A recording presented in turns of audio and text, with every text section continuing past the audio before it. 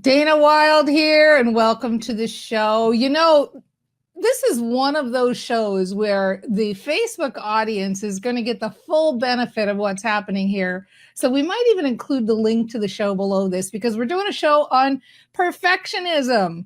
Because I think perfectionism is crazy, unbelievable, pervasive. That's the word I'm looking for. Pervasive. A lot of people have it. And I mean, me too, right? We're externally motivated. It can be hard to put yourself out in the world. And because many times our biggest self-critic is ourselves. We're the ones criticizing ourselves more than anybody else, right? And so because of that, it can paralyze us, or it can slow us down, or it can make us feel like we don't want to get out in the world in a bigger way. So, for the benefit of the podcast audience who's listening to this later, I have shown up to the Facebook show with a gold mask on my face, which I don't think is going to make it for the whole show because it's already shifting a lot. And I want to give a shout out to the young internet marketer named Peng Jun out there, because I saw him do this and I thought, you know what, that is just brilliant. It's just brilliant to say, how can I get out there so authentically me, or so much in a way that, people would be shocked or like, oh my gosh, how could she show herself like that? And so anyway, the second I saw him do it, I thought I absolutely have to do this, because I think, we're plagued by this too much. And especially in this particular following, the people who follow the Mind Aware show, you're change makers, you're change agents, you're out there making a difference in people's lives. You're out there helping people transform and be better themselves. Oh gosh, I'm sure there's better grammar than that, but live their biggest lives. Did I just steal that from Oprah? So it's so important to me. And I really would like to encourage you to just nip this in the bud. And so let's talk about how we can get over perfectionism, how we can move past perfectionism. Okay, so first thing I'm going to do is take this mask off because it's impeding my speaking. And I have to tell you, when I first thought about doing this, I thought, I think I'm going to have makeup underneath my mask so that I look good when I take the mask off. But then I realized, well, that kind of defeats the purpose of this whole conversation, doesn't it? It defeats the whole purpose if I, as soon as I take the mask off, have makeup on or have some kind of, enhanced complexion. So here I am. This is all me. This is the real me. And I want to talk with you about perfectionism, a number of different things, because I've been thinking about this a lot lately. And some of the things I'm going to tell you, you're probably not going to like. So I'm just going to hit you with them anyway. The first thing I want to talk about, and I came to realize this a couple of years ago, is that not getting your work out in the world because you're trying to make it perfect. Many people will tell you, well, you're not wanting it to get it out in the world because, you think it's not exactly right. And then they'll say, but really, it shouldn't be about you. It should be about them, right? It should be about the other person. And I think that that's easy to say. It's easy to say it should be about the other person. But when it comes right down to it, it doesn't feel like that when you're putting yourself out there. It feels unsafe, or it feels like I'm going to be criticized, or it feels like not a feel good. And it's easy to say it's not about you, it's about them, and it's about the people you can help.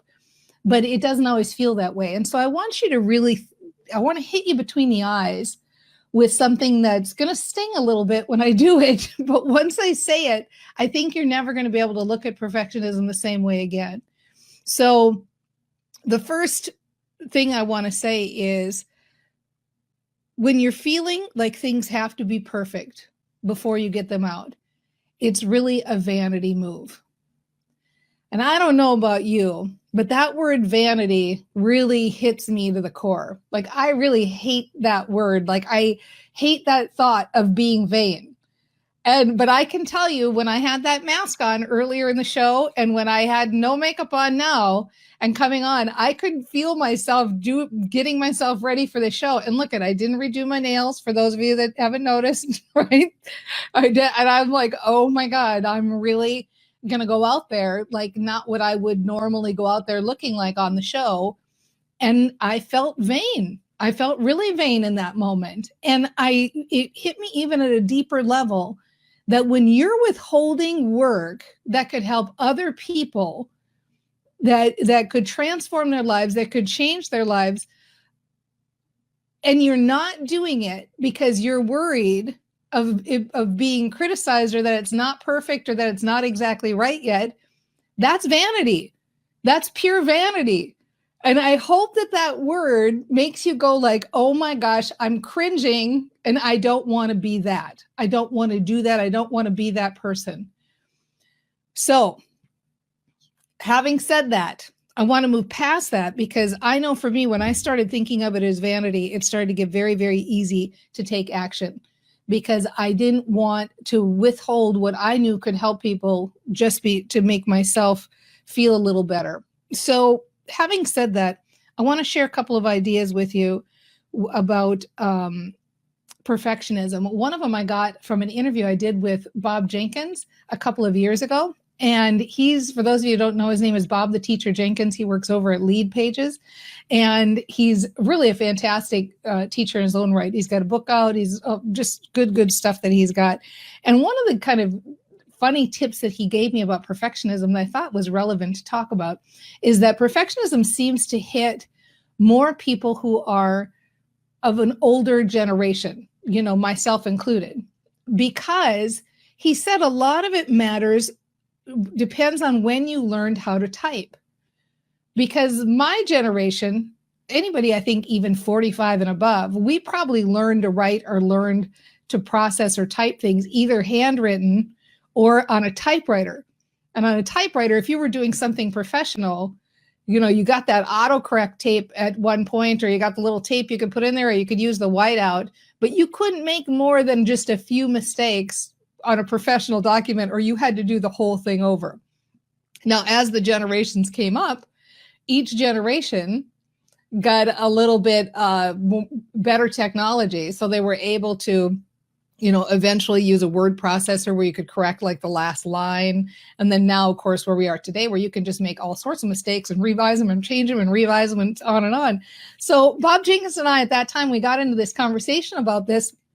And I was saying to him that, yes, it's not only interesting how the older generations, there was a real problem with making mistakes. It was a real challenge with making mistakes. But as they got younger, think about the new generation coming in now, and think about the environment that we live in now.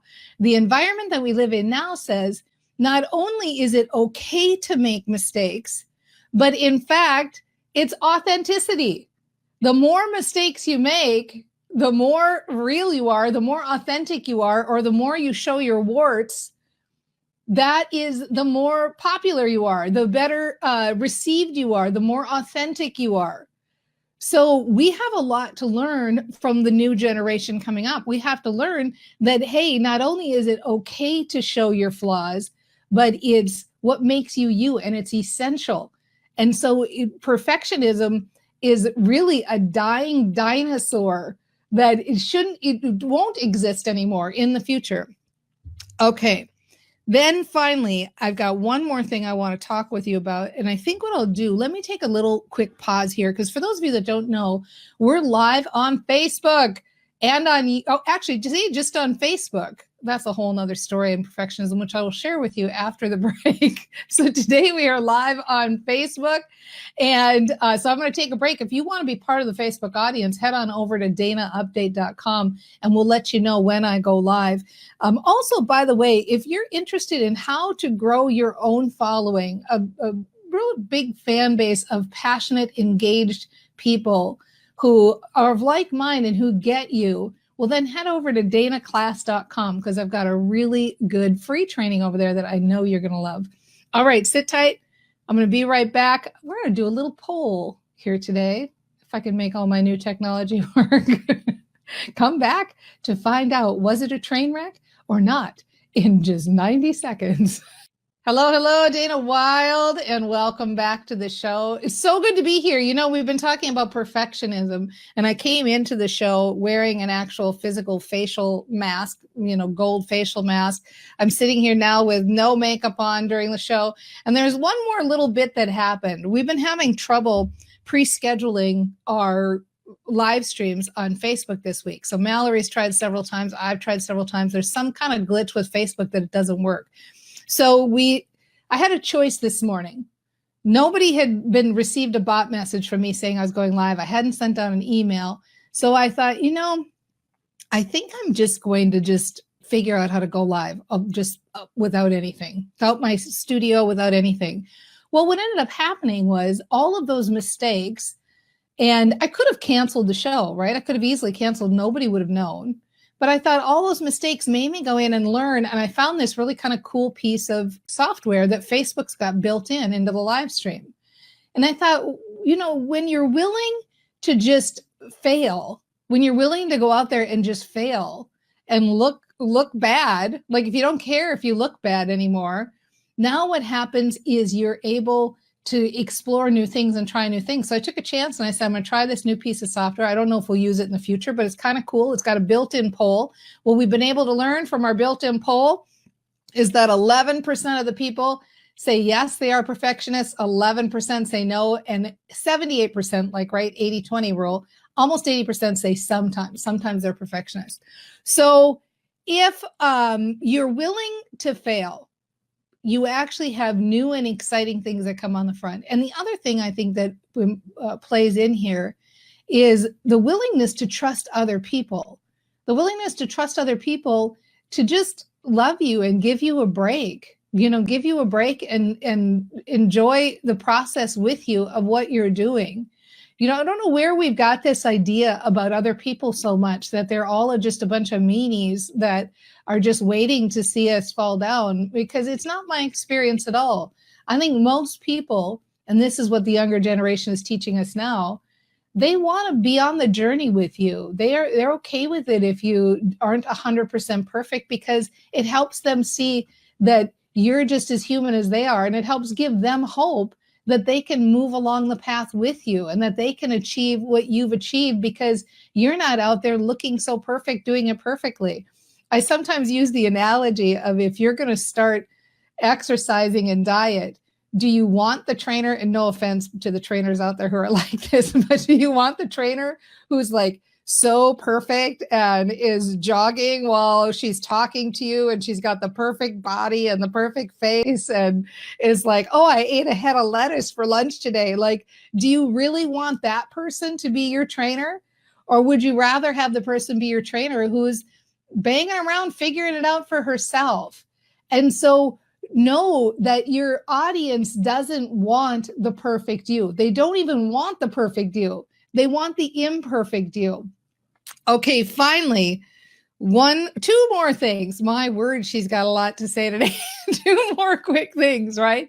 The first thing is, I hate to clue you in. This is probably the greatest secret ever told, but I'm going to tell you right now.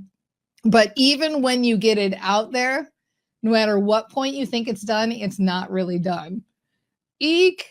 You are going to continue to revise it and change it and revise it and change it. And so you might as well just get it out there in some kind of 1.0 version, be like Microsoft and just release something and be like, okay, we'll fix it after. People will tell us what needs to be added or what needs to be fixed. That's how you get a better product, is you let people tell you, hey, here's what's missing. So you're always going to be revising. So you might as well just get it out there now and let your tribe help you revise it. Let your tribe tell you what needs to be there. And then finally, of course, it wouldn't be a Mind Aware show if I didn't end by saying, this is really about how you think. If you are going to continue to say, I'm a perfectionist, or this isn't getting out because I'm being a perfectionist, or I just want it to be right, if you say those sentences and you continue to talk like that, you're going to continue to feel that need to be perfect, because you're afraid people are going to criticize you, or you're afraid it's not going to be right.